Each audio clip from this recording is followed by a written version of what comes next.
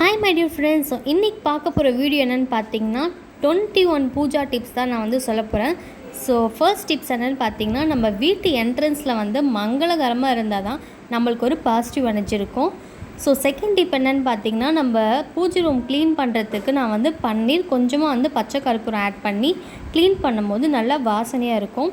Third tip பார்த்திங்கன்னா, இந்த மாதிரி கற்பூரம் கரைஞ்சி போகாமல் இருக்கிறதுக்கு ஒரு 10 மிளகு அதில் போட்டுக்கோங்க. போட்டு வச்சிங்கன்னா உங்களுக்கு கற்பூரம் கரையாது. ஃபோர்த்து டிப் பார்த்திங்கன்னா, இந்த மாதிரி மஞ்சள் குங்குமத்தில் வண்டுங்க வந்துடும். அதுக்கு நீங்கள் என்ன போடணுன்னா, ஒரு 4 கிராம்பு அப்புறம் கொஞ்சமாக பச்சை கற்பூரம் போட்டு வச்சிங்கன்னா வண்டுலாம் வராது. ஃபிஃப்த்து டிப் என்னென்னு பார்த்தீங்கன்னா, நம்ம சாமிக்கு வாசக்காலுக்கு எல்லாம் மஞ்சள் குங்குமம் வைக்கும் போது கொஞ்சமாக ஜவ்வாது அப்புறம் பச்சை கற்பூரம் ஆட் பண்ணி நம்ம வச்சோன்னா வாசனை கோவிலில் வர மாதிரி நல்லா மணமாக இருக்கும். வீடே பார்த்திங்கன்னா கோவில் மாதிரி இருக்கும். சிக்ஸ்த்து டிப் பார்த்திங்கன்னா, இந்த மாதிரி உருளியில் ஃப்ளவர் போட்டு வைங்க. ஸோ நம்ம வீட்டுக்கு வரவங்க இது பார்க்குற மாதிரி வைங்க. ஏன்னா வரவங்க நல்ல எண்ணத்தோடு வருவாங்களான்னு தெரியாது. அதனால் இந்த மாதிரி வச்சிங்கன்னா அந்த கண்டிஷ்டி அப்படியே போயிடும். செவன்த்து டிப் பார்த்திங்கன்னா, பூஜை ரூமில் மங்களகரமான பொருள் இருக்கணும். இந்த மாதிரி தாலி கயிறு, வளையல், மஞ்சள் குங்குமம், அப்புறம் ஒரு பூ, அண்ட் தென் மஞ்சள் கோம்பு இந்த மாதிரிலாம் வைங்க. எயித்து டிப் பார்த்திங்கன்னா, இந்த மாதிரி லெமனை 2ஆக கட் பண்ணி ஒரு சைடு குங்குமம், ஒரு சைடு மஞ்சள் பூசிட்டு வாசக்கால் வெளியே வைங்க. ஸோ இதுவாக பார்த்திங்கன்னா ஒரு நல்ல பாசிட்டிவ் எனர்ஜி கொடுக்கும். அப்புறம் கண்டிஷ்டி எல்லாமே எடுத்துரும். அதனால் இந்த மாதிரி செய்யுங்க. ஓகேங்களா? நைன்த்து டிப் என்னென்னு பார்த்தீங்கன்னா, ஒரு அகல் விளக்கில் சோம்பு, 2 கிராம்பு, 2 ஏலக்காய், ஒரு பச்சை கற்பூரம் இந்த மாதிரி நம்ம பூஜை ரூமில் வச்சிங்கன்னா வாசனை நல்லா இருக்கும். 10th டிப் என்னென்னு பார்த்தீங்கன்னா, இந்த மாதிரி ஃபோட்டோ ஃப்ரேம் க்ளீன் பண்ணுறதுக்கு நம்ம பன்னீர் அப்படி இல்லைன்னா விபூதி போட்டுட்டு நல்லா துடைக்கலாம். ஸோ ஃபோட்டோ நல்லா பளிச்சுன்னு இருக்கும்.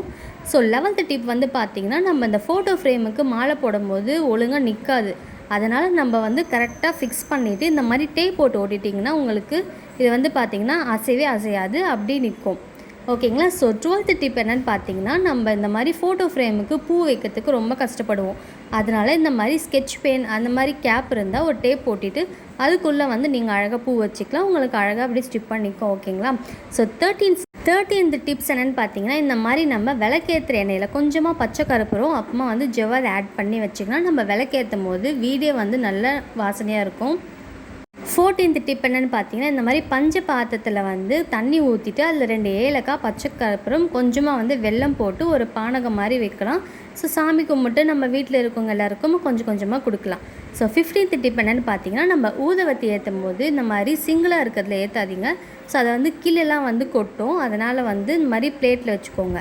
16th டிப் என்னென்னு பார்த்தீங்கன்னா, இந்த மாதிரி கோமாதா வீட்டில் இருந்துச்சுன்னா ஸோ அதை வைக்கிற பொசிஷன் நம்மளை பார்த்த மாதிரி இருக்கணும். 17th டிப் என்னென்னு பார்த்தீங்கன்னா, இந்த மாதிரி அன்னபூரணியை கீழே பச்சரிசி போட்டு அதுக்கு மேலே 1 ரூபா வச்சு ஸோ அந்த ஸ்பூனில் ஒரு அரிசி எப்போவுமே வைங்க.